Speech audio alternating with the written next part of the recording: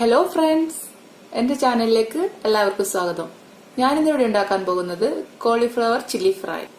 അതിന് നമുക്ക് ആവശ്യമായ സാധനങ്ങൾ എന്തൊക്കെയെന്ന് നോക്കാം. ആദ്യം തന്നെ നമുക്ക് കോളിഫ്ലവർ വേണം.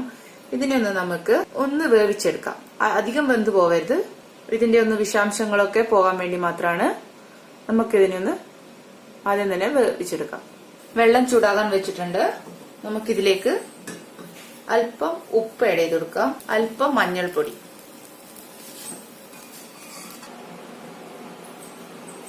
നമ്മുടെ വെള്ളം തിളച്ചിട്ടുണ്ട്. നമുക്കിതിലേക്ക് കോളിഫ്ലവർ ആഡ് ചെയ്ത് കൊടുക്കാം.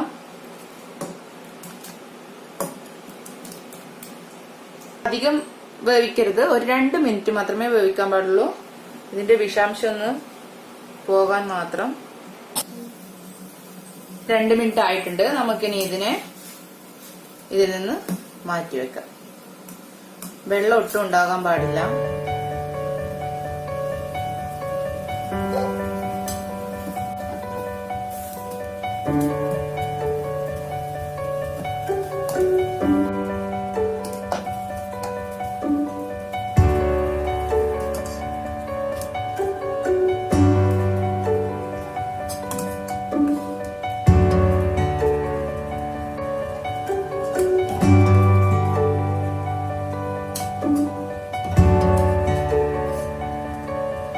നമുക്കിനി ഇതിന്റെ കൂട്ട് തയ്യാറാക്കിയെടുക്കാം.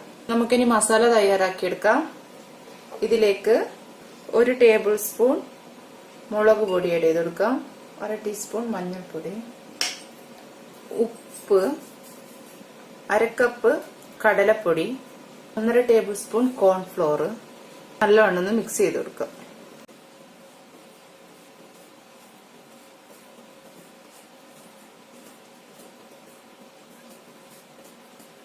ഇനി ഇതിലേക്ക് 1 മുട്ട കൂടെ ഞാൻ പൊട്ടിച്ചൊഴിച്ചു കൊടുക്കുന്നുണ്ട്. ഇതും കൂടെ നല്ലോണം മിക്സ് ചെയ്യുക. മുട്ട ഓപ്ഷണലാണ്.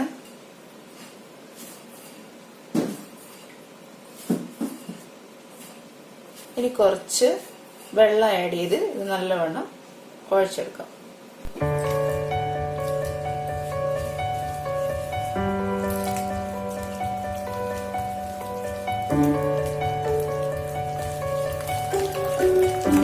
നമുക്ക് ഇതിലേക്ക് കുറച്ച് കായത്തിന്റെ പൊടി കൂടി ആഡ് ചെയ്ത് കൊടുക്കാം.